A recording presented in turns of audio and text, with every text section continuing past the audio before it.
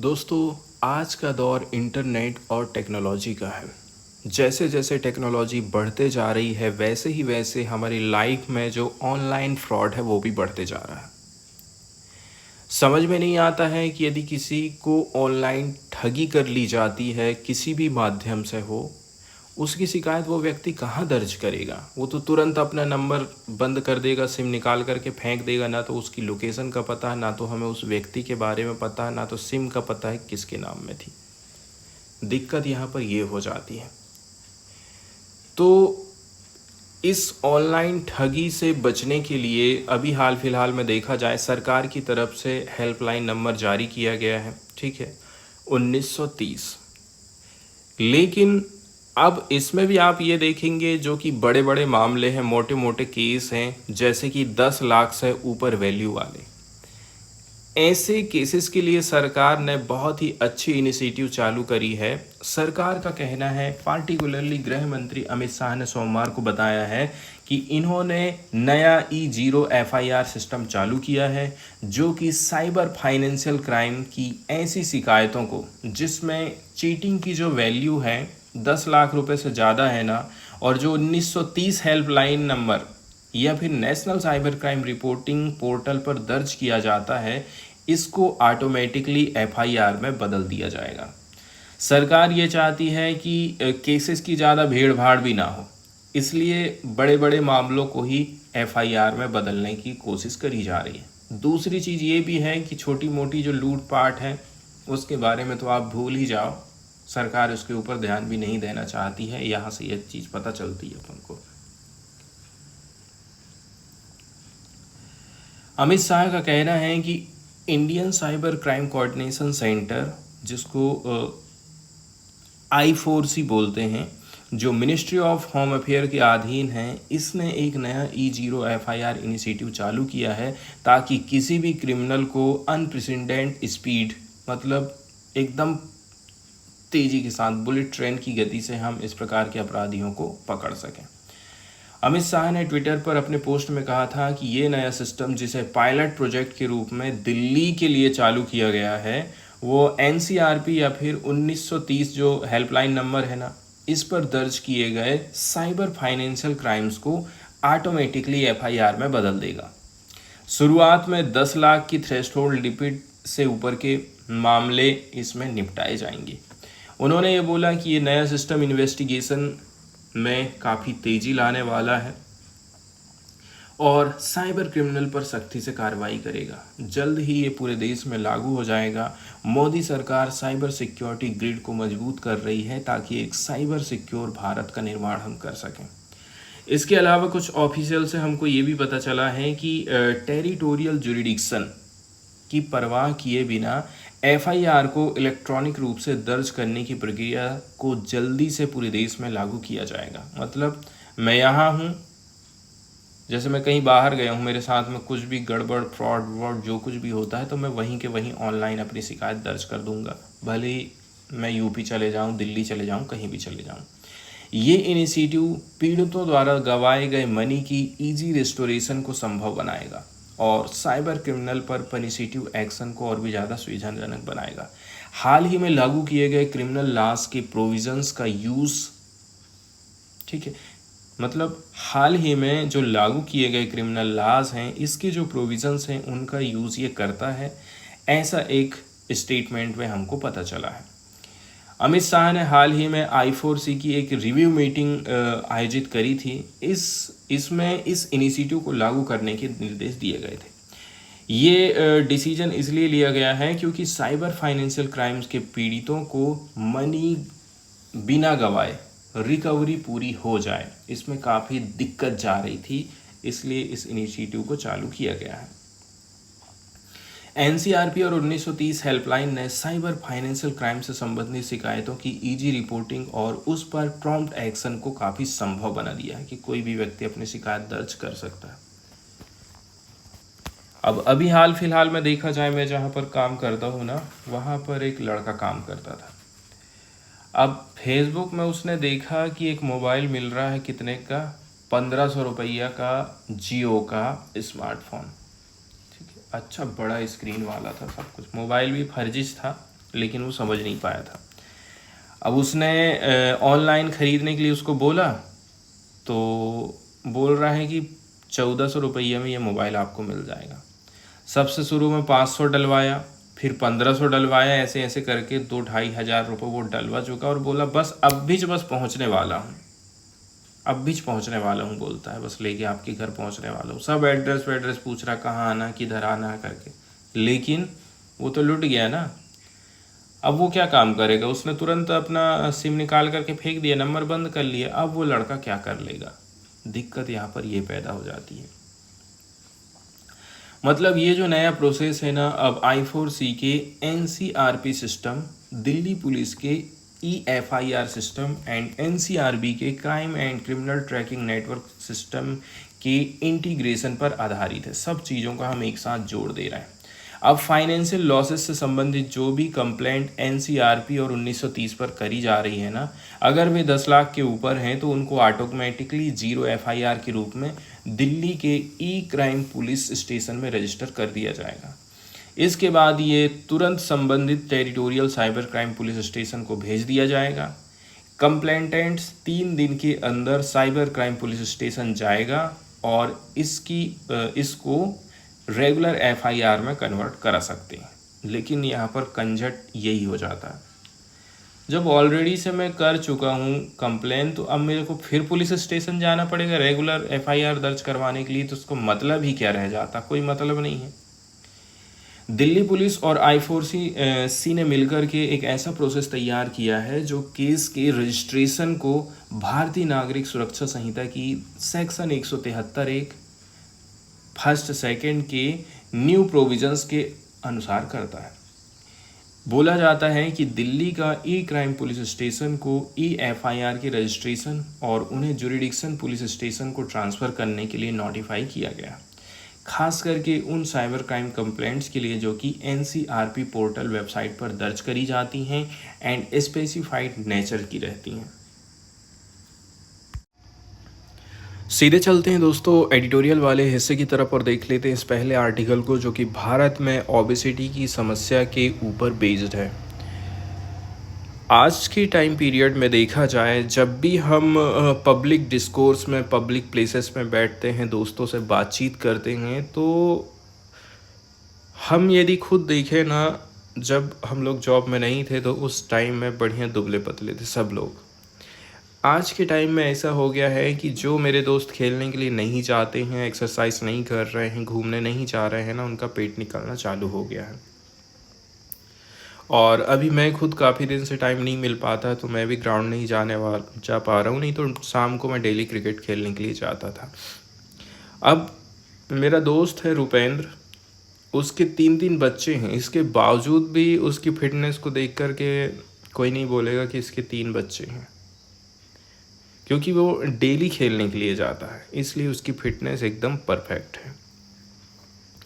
तो आज के टाइम में पब्लिक डिस्कोर्स में एडोलसेंट्स में बढ़ते मोटापे पर ज़्यादा ध्यान दिया जा रहा है।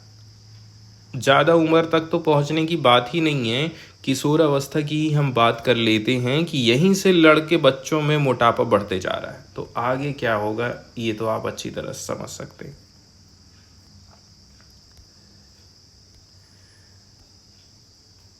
पिछले महीने आयोजित पोषण पखवाड़ा के 7वें नंबर के एडिशन ने बचपन और किशोर अवस्था में चाइल्डहुड एंड एडोलसेंट ओबेसिटी के साथ साथ जीवन के जो पहले 1000 दिन होते, मतलब जब बच्चा जन्म लेता है, जन्म से लेकर के फर्स्ट जो 1000 डेज रहते हैं लाइफ के, इसके ऊपर पोषण पखवाड़ा में फोकस किया जाता है। और ये इसका 7th नंबर का एडिशन रहा था। एक ग्रुप है जिसका नाम है let's fix our food.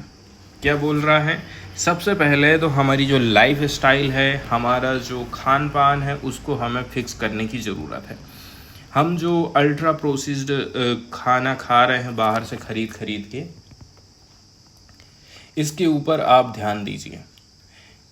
Let's fix our food एक मल्टी स्टेक होल्डर इनिशिएटिव है जिसे ICMR मतलब national institute of nutrition, public health foundation of India, UNICEF India, ये सारे लोग मिलकर के चलाए हैं लेट्स फिक्स आवर फूड नामक अभियान।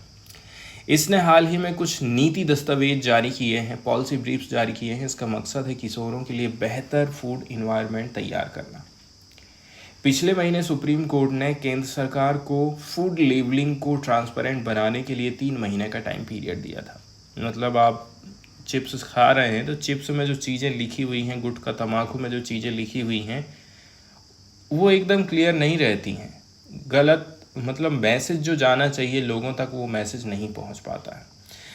इन सभी कदमों से ये चीज़ क्लियर हो गई है कि आज के टाइम में लड़के बच्चों में मोटापे की समस्या काफ़ी बढ़ रही है, साथ ही साथ हमारी चिंताएं भी बढ़ते जा रही हैं। Adolescents rapid growth and transformation का टाइम रहता है जो भविष्य की future health and well being की नींव रखता है। लेकिन भारत में ये क्रूशियल स्टेज सिर्फ अंडर न्यूट्रिशन से ही नहीं बल्कि मोटापे और आहार से जुड़ी नॉन कम्युनिकेबल डिसीज़ की महामारी से भी प्रभावित हो रहा है। मतलब जो आज के टाइम में जो युवा अवस्था है, एक तो पोषण की कमी है और दूसरी चीज़ मोटापे की समस्या है। अब हमारे पास में डबल प्रॉब्लम आ गई है। अब मोटापे से नॉन कम्युनिकेबल डिसीज़ बहुत सारे हो जाते हैं, जैसे कि सांस लेने में दिक्कत जा रही है, हाँ चलने में सांस भर जा रही है, ऐसी बहुत सारे रोग मोटापे से होते हैं। आयरनिकली विडंबना वाली बात यह है कि आज के समय में लोग आसानी से पैक्ड एंड एक प्रमुख जो रीजन यहाँ पर रहा है मोटापा बढ़ने का वो होता है अल्ट्रा प्रोसेस्ड पैकेज्ड फूड। विडंबना वाली बात यह हो गई है कि आज के समय में लोग आसानी से पैक्ड और अत्यधिक जो प्रसंस्कृत भोजन है, हाईली प्रोसेस्ड पैकेज्ड फूड है, इसको चुनते हैं। इसकी जगह में हमको हेल्दी खाना खाना चाहिए। घर में ही बना के कम तेल मसाला के खाओ, हरी सब्जियां खाओ, ठीक है, दूध दही घी खाओ। इसकी जगह में हम लोग ये खाना लग जाते हैं और ये एक फैशन बन गया है। घर में कोई आएगा, किसी के बच्चे आएंगे तो उनको हम लोग यही दुकान जा कर के यही सब चीज़ें देते हैं। पुअर न्यूट्रिशन जो कि एग्रेसिव मार्केटिंग हर जगह अवेलेबिलिटी के कारण फैल रहा है। इस प्रकार से खान पान का जो व्यवहार है इतना ज़्यादा बढ़ते क्यों जा रहा है? क्योंकि हीरो हीरोइन लोग इसकी मार्केटिंग करते हैं, विज्ञापन करते हैं और उन्हीं को देख देख करके हम लोग ये सब खाते हैं, अपने भोजन में इनको शामिल करते हैं। इसी के चलते चलते हमारे जो आज के युवा लोग हैं इसमें मोटापा, डायबिटीज़, कार्डियोवास्कुलर डिसीज़, ये सारी बीमारियां हो रही। इससे न सिर्फ उनकी सेहत बिगड़ रही है बल्कि देश की जो लॉन्ग टर्म प्रोडक्टिविटी है, ग्रोथ है, उसके ऊपर भी खतरा मंडरा रहा है। क्योंकि हेल्दी पीपल ही हमारे देश की इकोनॉमी को आगे ले जा सकते हैं। अच्छा खासा काम करेंगे तो देश की इकोनॉमी ग्रोथ करेगी। भारत में हमको दोनों चीज़ दिखाई दे रही है। पहले तो हम खाली किसके ऊपर चर्चा करते थे? पहले हम चर्चा करते थे कुपोषण के ऊपर। कुपोषण भी पार्टिकुलरली हम चर्चा करते थे कि भाई खाने को नहीं मिल रहा है, इसलिए बच्चे एकदम दुबले पतले रह जा रहे हैं, हड्डियां निकल गई हैं, शारीरिक और मानसिक विकास नहीं हो पा रहा है। पहले इसके ऊपर ज़्यादा फोकस किया जाता था। इसके ऊपर हम लोग निबंध भी बहुत लिखे। तो भारत लंबे समय से न्यूट्रिशन पैराडॉक्स का सामना कर रहा है, जहां पर अंडर न्यूट्रिशन एंड ओबेसिटी एक साथ दिखाई दे रही है। जबकि बच्चों में कुपोषण जारी है, वहीं मोटापा और आहार से जुड़ी बीमारियां खतरनाक रेट से बढ़ते जा रही हैं। वर्ल्ड ओबेसिटी एटलस 2024 के अनुसार भारत में बचपन के मोटापे में दुनिया में सबसे ज़्यादा तेज वार्षिक एनुअल इंक्रीज देखने को मिला है। कंप्रहेंसिव नेशनल सिक्योरिटी सर्वे बताता है कि एवरेज भारत में 5% एडोलसेंट और कुछ राज्यों में 10 से 15% एडोलसेंट अधिक वजन, ओवरवेट या फिर ओबेस से पीड़ित है। चूँकि भारत की आबादी का 5वां हिस्सा किशोर हैं, ये स्थिति और भी ज़्यादा डीपली कंसर्निंग हो जाती है। मतलब हमारे देश में ज़्यादातर किशोर लोग ही हैं। अब मोटापे में ये जो वृद्धि हमको देखने को मिल रही है, इसको भी यहाँ पर समझने की हमें ज़रूरत है। इंक्रीज इन ओबेसिटी मुख्य रूप से अनहेल्दी फूड एनवायरनमेंट के कारण हो रही है, जो कि अल्ट्रा प्रोसेस्ड फूड्स के कंजप्शन को बढ़ावा दे रही है। ये खाद्य पदार्थ, इनमें एक्स्ट्रा शुगर रहता है, extra salt, fat and synthetic additive इनमें पाए जाते हैं, और इन्हीं को बच्चे लोग बड़े चाव से खाते हैं। बचपन से ही उनकी आदत बन जाती है। भारत में ऐसे खाद्य पदार्थों के सेवन में अलार्मिंग सर्ज देखने को मिल रहा है। The Lancet regional health south east Asia में प्रकाशित एक हालिया अध्ययन के अनुसार देखा जाए, भारत में बच्चे प्रति सप्ताह 50 विज्ञापन देख रहे हैं, जो कि अल्ट्रा प्रोसेस्ड खाद्य और पेय पदार्थों से रिलेटेड होता है, और इनमें से 97% विज्ञापन जो है अनहेल्दी चॉइसेस को बढ़ावा दे रहे हैं, और हीरो हीरोइन लोगों को इससे कोई लेना देना नहीं है, अपनी कमाई से मतलब रहता है। एडोलसेंट्स इन जंक फूड विज्ञापनों के प्रभाव में आसानी से आ जाते हैं, और अक्सर उनके पास इन्फॉर्म्ड चॉइसेस करने की समझ नहीं रहती है, अवेयरनेस या फिर एजेंसी नहीं रहती है। स्कूल की कैंटीनों में इन खाद्य पदार्थों की बढ़ती उपलब्धता, इसके अलावा ऑनलाइन प्लेटफार्म और डिलीवरी ऐप के माध्यम से इनकी पहुंच और भी ज़्यादा आसान हो गई है। इसलिए अब समस्या को हैंडल करना और भी ज़्यादा मुश्किल होते जा रहा है। अब मोटापे के कॉम्प्लेक्स कॉन्सिक्वेंसेस होते हैं। इसके शारीरिक प्रभाव जैसे कि डायबिटीज़, हार्ट डिजीज़, इसके अलावा बहुत सारी बीमारियां, सांस लेने में दिक्कत हो रही है, हार्ट से रिलेटेड बीमारी हो गई है, डायबिटीज़ हो गया है, ठीक है। तो ये काफ़ी क्रॉनिक डिसीज़ मानी जाती, मतलब लंबे समय तक इससे व्यक्ति परेशान रहता है, ठीक नहीं होती हैं। इसके साथ ही साथ इसके साइकोलॉजिकल एंड सोशल इम्प्लीकेशन भी काफ़ी गंभीर देखने को मिली हैं। अब जो बच्चे मोटापे से जूझ रहे हैं ना, वे अक्सर कलंक, भेदभाव, लो सेल्फ स्टीम मतलब निम्न आत्मसम्मान का सामना करते हैं। ये उनकी mental health, academic performance and social relationship पर नेगेटिव असर डालता है। तो इस चीज़ से भी लड़ाई लड़ना पड़ेगा, इस चीज़ को भी ठीक करने की ज़रूरत है। इसके अलावा मोटापा और उससे जुड़ी बीमारियों को इकोनॉमिक बर्डन, इसका जो इकोनॉमिक बर्डन है न केवल परिवार पर पड़ रहा है, बल्कि पूरे हेल्थ सिस्टम पर भी ये दबाव डालता है। इस संकट से निपटने के लिए हमारे फूड सिस्टम एंड पॉलिसीज़ में व्यापक सुधार की ज़रूरत है।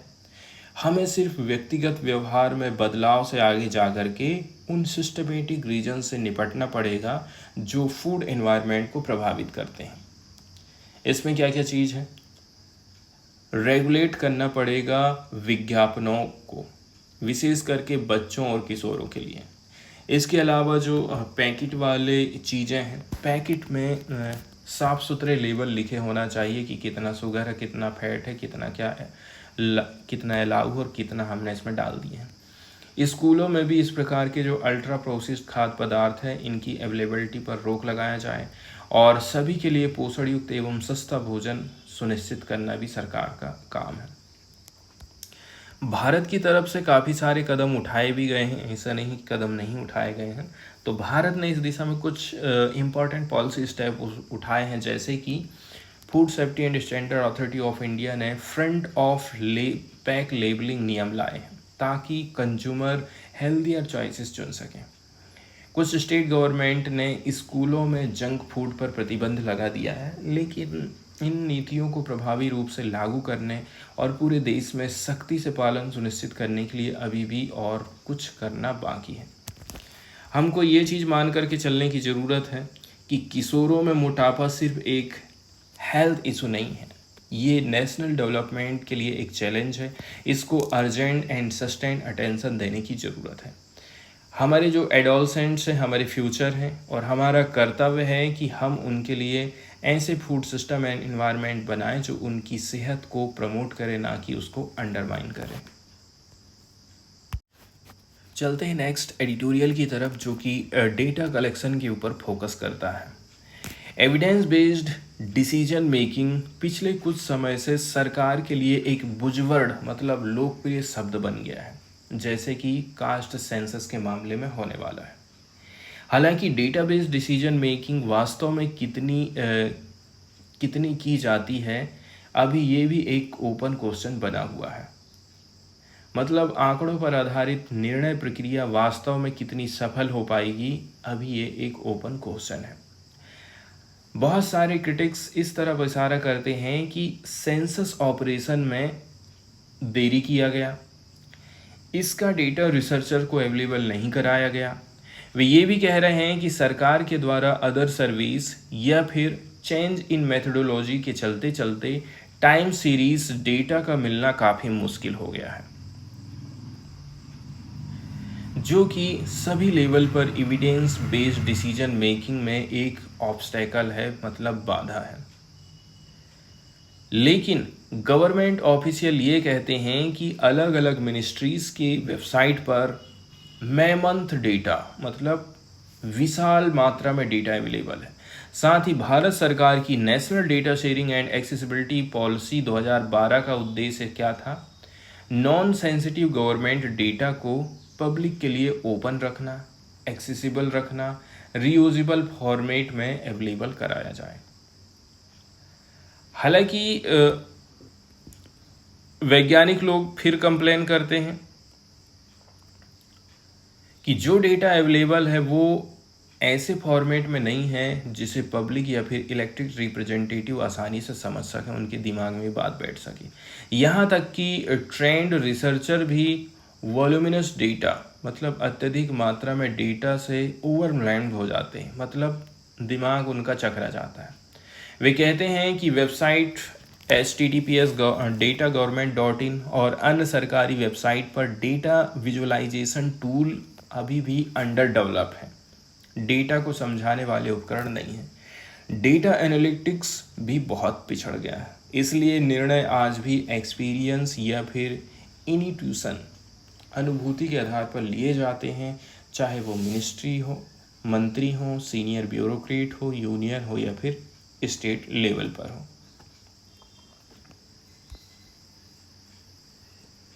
ग्रॉस रूट लेवल जैसे कि ग्राम पंचायत, ब्लॉक एंड डिस्ट्रिक्ट, इनमें डेटा केवल जनरेट किया जाता है और सिस्टम में डाल देते हैं ताकि सीनियर ऑफिशियल्स जो कि स्टेट एंड नेशनल हेडक्वार्टर में बैठे हैं वे इनका यूज़ कर सकें। आमतौर पर जो वेबसाइट बनाए जाते हैं वे हेड ऑफ डिपार्टमेंट और सेक्रेटरीज की ज़रूरत को ध्यान में रखकर बनाए जाते हैं, ना कि गवर्नमेंट फंक्शनरीज या फिर इलेक्टेड रिप्रेजेंटेटिव जो कि जिला, ब्लॉक या फिर ग्राम पंचायत पर काम कर रहे हैं। इसलिए हमें अक्सर केवल मेगा पिक्चर मिलती है, ना कि माइक्रो पिक्चर। ग्राम पंचायत लेवल डेटा सीधे हाउस होल्ड एंड फैमिली से जुड़ा रहता है, इसलिए अगर इसे ईजिली अंडरस्टैंडेबल फॉर्म में पेश करेंगे ना तो रेसिडेंट के लिए इसे नज़रअंदाज करना मुश्किल हो जाएगा, वो लोग आसानी से इसको समझ पाएंगे।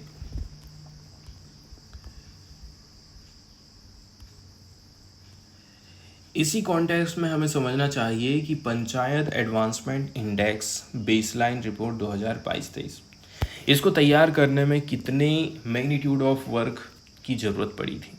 ये रिपोर्ट अप्रैल 2025 में मिनिस्ट्री ऑफ पंचायती राज के द्वारा ऑफिशियली रिलीज़ करी गई थी। ये एक कंपोजिट इंडेक्स है जिसमें 435 यूनिक लोकल इंडिकेटर शामिल किए गए हैं। इसमें 331 मैंडेटरी और 104 ऑप्शनल चीज़ें हैं और कुल मिलाकर के 566 यूनिक डेटा पॉइंट हैं। ये सभी डेटा 9 LSDG थीम जो सतत विकास लक्ष्य है ना हमारे, इनसे इसके 9 सब्जेक्ट से जुड़ा है, जो कि national indicator framework and ministry of static and programme implementation के अनुरूप में ही है। वैलिडेटेड डेटा जो कि 2.16 लाख ग्राम पंचायतों से रिलेटेड है, उसे इस तरह से एनालाइज एंड प्रेजेंट किया जाता है कि एक सरपंच या फिर वार्ड मेंबर भी समझ सके कि उसका ग्राम पंचायत 9 LSDGs के मुकाबले कहाँ खड़ा है। मतलब कि इसमें बताया जा रहा है कि लगभग 2 लाख ग्राम पंचायत से संबंधित ये डेटा है, उसे ऐसे करके एनालाइज एंड प्रेजेंट किया गया है कि भाई इससे पता चल सके, जैसे कि मैं सरपंच की पोस्ट पर हूँ, वार्ड मेंबर हूँ या फिर पंच हूँ, ठीक है, थोड़ी सहायता के साथ वो समझ पाएगा कि अब मेरी ग्राम पंचायत 9 जो टारगेट हैं उसको कितना पूरा कर पाई है और क्या स्टेप लेने होंगे सस्टेनेबल डेवलपमेंट गोल SDG 9 को हासिल करने के लिए। लगभग 11,000 प्लस ग्राम पंचायत का डेटा वैलिडेटेड नहीं किया जा सका, इसलिए उनको इस इंडेक्स में हम शामिल नहीं कर पाए थे। जहां 25 स्टेट एंड यूनियन टेरिटरीज ने लगभग 100% पंचायतों का वैलिडेटेड डेटा दिया था, वहीं उत्तर प्रदेश ने केवल 23,207 ग्राम पंचायत मतलब 40% का ही डेटा अवेलेबल कराया, जबकि वहां पर 57,702 ग्राम पंचायत हैं। ये ओमिशन यूपी के डेवलपमेंट की स्थिति पर सीरियस क्वेश्चन उठाता है। अब सरकार का पोर्टल है PAI-government.in पर एक उपयोगी चीज़ें हैं लाइन डिपार्टमेंट ऑफिशियल्स के लिए। Constituency wise report generation facilities भी सांसदों और विधायकों के लिए उपयोगी हो सकती हैं अगर वे स्पेसिफिक LSDG इंटरवेंशन में रुचि रखते हैं तो। अब डेटा को आउटकम से लिंक करना एक ड्रामेटिक शिफ्ट है। एग्जाम्पल के तौर पर, क्या कोई ग्राम पंचायत सच में हेल्दी पंचायत है कि नहीं है? हेल्दी पंचायत इंडिकेटर पर उसके स्कोर के आधार पर गैप्स को आसानी से आइडेंटिफाई करके पूरा किया जा सकता है। साथ ही इसमें सभी हितधारकों की भूमिका क्लियर हो जाती है, स्टेक होल्डर की रोल, जैसे कि इंडिविजुअल, कमिटी, चुने हुए प्रतिनिधि मतलब elected representative and front line worker, विशेष रूप से हेल्थ डिपार्टमेंट के। डेवलपमेंट डिपार्टमेंट जैसे कि rural development, Panchayati Raj, education, health, drinking water और इलेक्टेड पंचायत रिप्रेजेंटेटिव और सिविल सोसाइटी ऑर्गेनाइजेशन के बीच एक एक्सीलेंट कोऑर्डिनेशन को इस इंडेक्स में एक वेरी इंपॉर्टेंट फैक्टर माना गया है। अब जो संस्थाएं हैं जैसे कि उन्नत भारत अभियान, जो कि इंडियन इंस्टीट्यूट ऑफ टेक्नोलॉजी के द्वारा इसकी लीडरशिप करी जा रही है, और जो 3,000 से ज़्यादा higher education institutions and 15,000 plus villages के साथ काम कर रहा है, वे फैसिलिटेटर्स ऑफ चेंज की भूमिका निभा सकते हैं। PAI पोर्टल पर मौजूद डेटा एक ट्रेजर ट्रोव की तरह काम कर सकता है रिसर्च, एनालाइज एंड इंटरवेंशन के लिए। जो हमारे हायर एजुकेशंस होते हैं, संस्थाएं होती हैं, इस काम में क्रिटिकल सपोर्ट दे सकते हैं, जैसे कि डेटा को कलेक्ट करना, एनालाइज करना, व्याख्या करना, इंटरप्रेट करना, एंड फ्रंटलाइन स्टाफ और पंचायत रिप्रेजेंटेटिव को मतलब सरपंच और पंच को ये समझाने में मदद करेगा कि डेटा किस तरह उनके डे टू डे वर्क और परिणाम से इंटरलिंक है। इसी प्रकार से आ जाता है सोशल रिस्पॉन्सिबिलिटी फंड। इसको भी चैनलाइज्ड किया जा रहा है ताकि ग्राम पंचायत लेवल पर अलग अलग एक्टिविटी का समर्थन मिल सके। ये केवल सतत लक्ष्य जो है हमारे, ठीक है, सस्टेनेबल डेवलपमेंट गोल में परिणामों को सुधारने अकेले के लिए नहीं है, इसके माध्यम से कैपेसिटी बिल्डिंग, अवेयरनेस राइजिंग भी हो पाएगा, पार्टिकुलरली उन की स्टेक होल्डर्स के बीच जो कि इस प्रक्रिया में शामिल हैं। ऐसे इंडिपेंडेंट विश्लेषक, एनालिस्ट्स की हमें ज़रूरत है। क्यों है? जो कि with no axe to grind, मतलब जिनका कोई निजी स्वार्थ ना हो, जो MPs और MLAs को सिविल सोसाइटी ऑर्गेनाइजेशन की मदद कर सकें इस लार्ज वॉल्यूम ऑफ डेटा को इंटरप्रेट करने में, स्पेशली निर्वाचन क्षेत्र की ज़रूरत को समझने के हिसाब से। इस ज़रूरत को ओवर एम्फेसाइज करना भी कम नहीं है, मतलब यानी ये बेहद ज़रूरी है। पंचायत लेवल की जब भी हम बात करते हैं तो देखिए,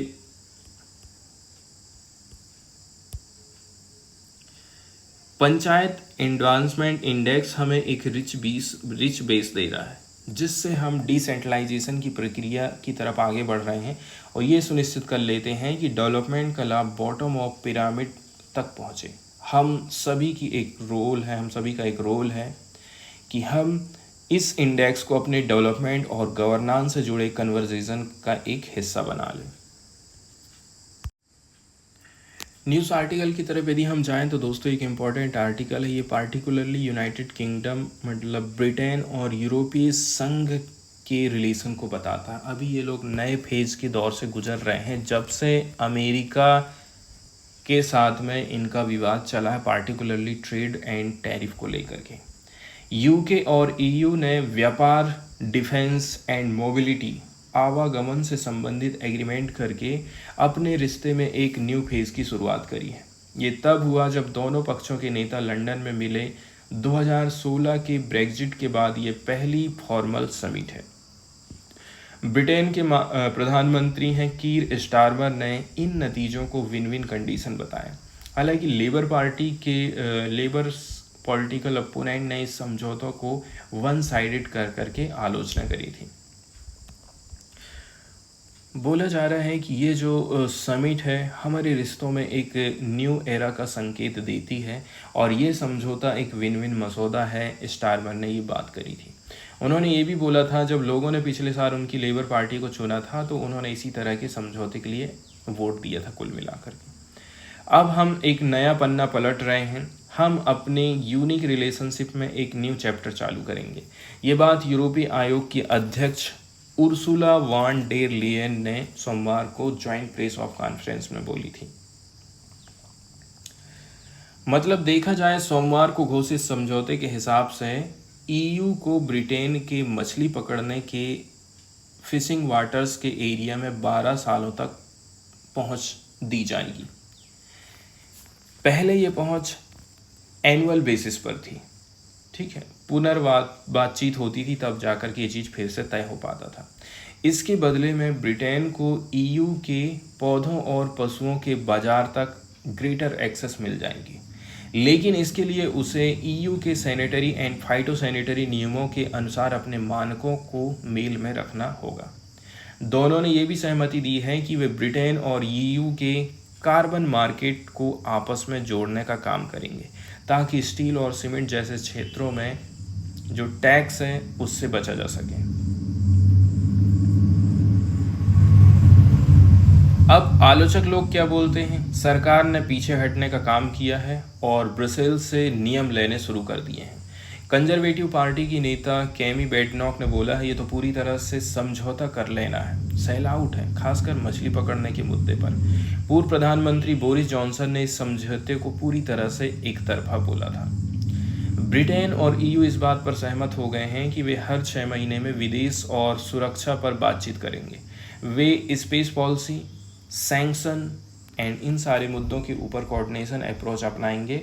समझौते के अंतर्गत ब्रिटेन ईयू के 150 अरब यूरो के रक्षा खरीद मतलब डिफेंस प्रोक्योरमेंट लोन फैसिलिटी में इनिशियल स्टेप में काम करेगा।